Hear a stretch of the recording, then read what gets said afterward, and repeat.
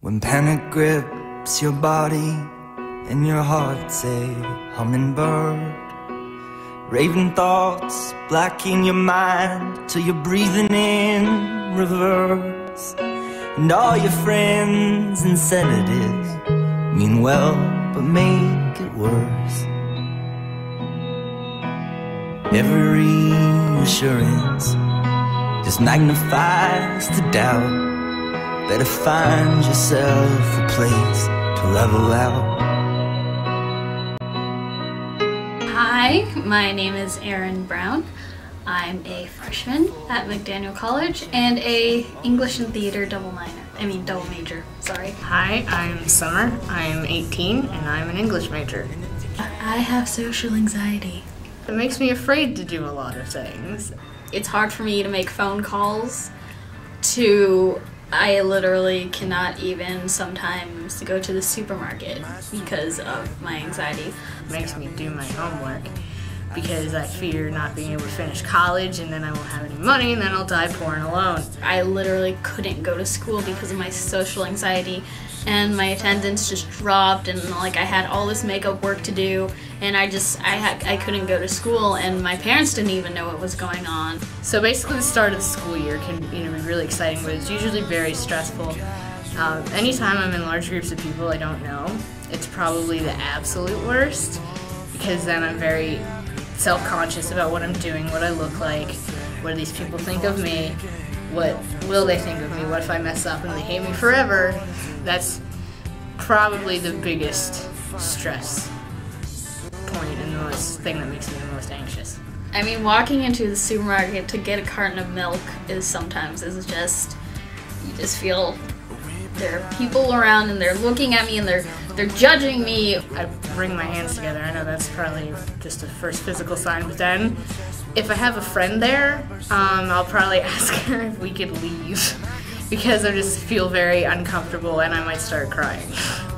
Being an actor, especially, or an actress, sorry, even seeing an audience can simultaneously excite me and cause me to get so incredibly anxious. It's crazy. And I guess my heart kind of beats fast and I get sweaty. I have had an anxiety attack. I've had many.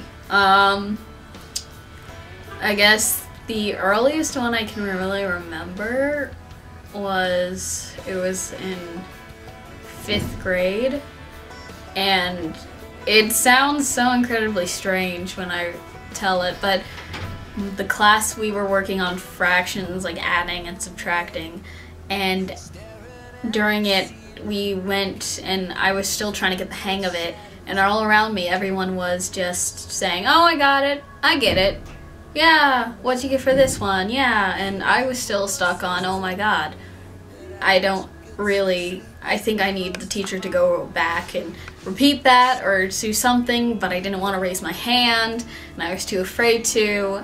And so when the teacher was like, "Everybody got it, let's move on," so they were just moving on and I was just there and I was just so incredibly just panicked, and then for me I just started breathing harder, there were tears started to come into my eyes, I started shaking a little bit, and I felt my heartbeat just starting to raise up, and I think that the most telling thing was that my hearing kind of got a little foggy, like, kind of like a muffled thing, but it wasn't a fun experience, and I know I told my mom, because I didn't know what happened that day in class, and she said, "I think you had an anxiety attack." I think I was 12 the first time, and I was visiting my mom in Kansas, and I don't even remember what was happening. I think she was really stressed. She was really talking about how she left my dad and how she's never going to go back and how she was in love with her new boyfriend, and it was just really hurtful to me because, it's never fun when your parents get divorced.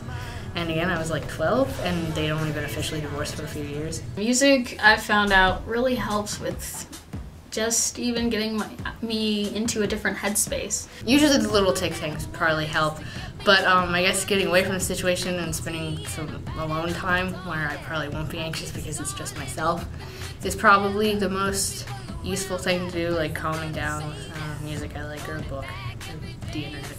I kind of have to take myself out of the environment. If I know that that's causing me to freak out, then I can't stay there. I'll maybe leave the room. If I'm in a store, I'll leave the store, and I'll just kind of like calm myself down.